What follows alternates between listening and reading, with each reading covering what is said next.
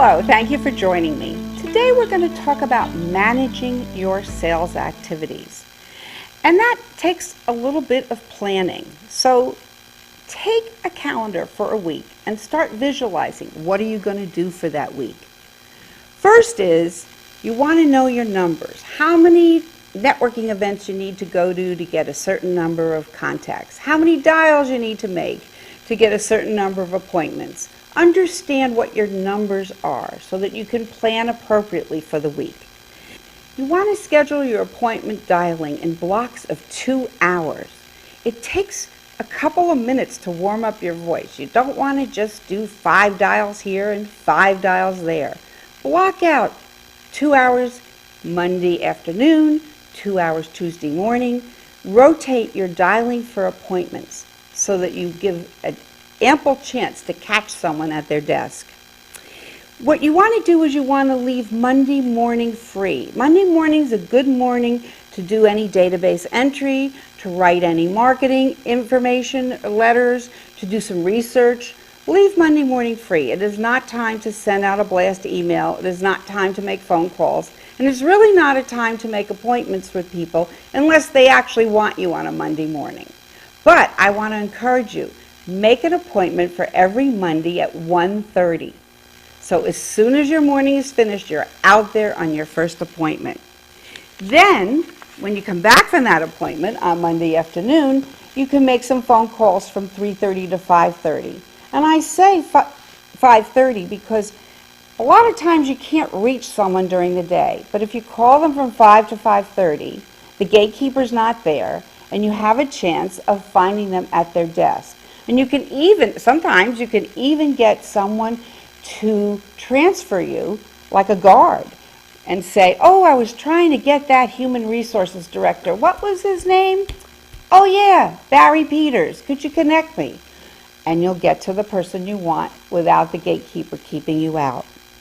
Now, when you have an appointment, do send a reminder email. I call it a heads-up email. Don't call, because then they have an opportunity to cancel. But do send a heads-up email the day before an appointment. Barry, I'm looking forward to seeing you tomorrow at 3. That way, if they have to cancel, they will email you back more than likely than you just showing up. But you haven't had a chat with them right then and there where they're more likely to cancel when you're live. Now, when you're setting appointments, work an area, pick a zip code, pick a building, and try and work that area effectively. You don't want to be driving all over town for your appointments. So as you build your database, look at where your zip codes are and work a zip code. Work a zip code that week for your phone calls, work a zip code that week for your set appointments, and of course work a zip code that week for your cold calls.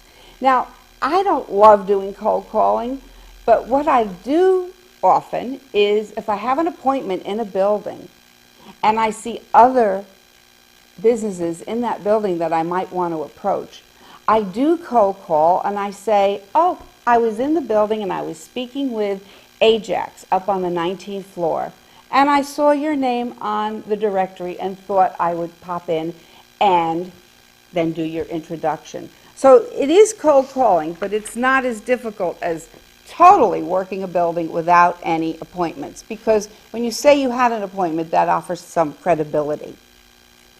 One thing about making your calls to get appointments, I suggest you don't do it between appointments. So if you have 20 minutes between appointment in the morning at 9 and one at 11, don't do dials to try and get more appointments, because those 4 or 5 dials, chances are you're not going to get someone. You'll feel frustrated, you'll hate doing your dialing, and you'll get to the next appointment and you'll be feeling a little bit down. So do just your dialing for appointments in 2-hour blocks in the office.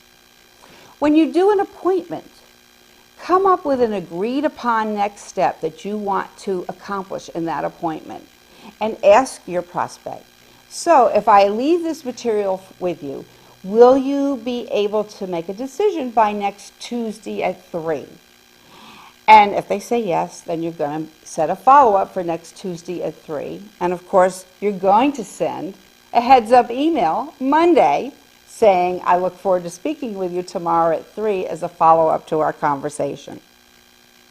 Now, one of the things that's critical when you do your managing your selling activities is that you want to keep your promises. If you say you're going to call at a certain time, do call at a certain time. So you need a database where you can keep track of your promised callbacks so that they're not being blocked out by an appointment. Because if you call at 3 and say, hi Bob, we were going to talk at 3, I want to make sure that you keep that promise. Now, a lot of us have to research the companies that we're prospecting. Do please save that research for after calling or appointment hours. Do it between 5 and 6, or do it at night after you've had dinner. Spend that time looking up a company, understanding who they are, finding out information about them. Don't use valuable daytime calling or appointment times to do your research. And the other thing is make every lunchtime count. At lunch, you want to either be at a networking meeting or you want to be having a one-on-one with someone. You got to eat lunch, right? So make it productive. Now, if you are a sole proprietor and you're working for yourself, keep track of what you did each week and report to yourself on Friday at 3.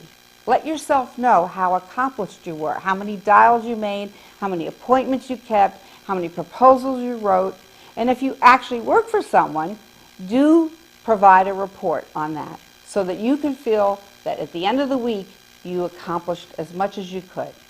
So it takes a lot of work to manage your selling activities, but if you have a plan and you stick to the plan and you work your plan, you will have the appointments, the proposals, and the sales that you want. Thank you, and go out there and have a great day selling.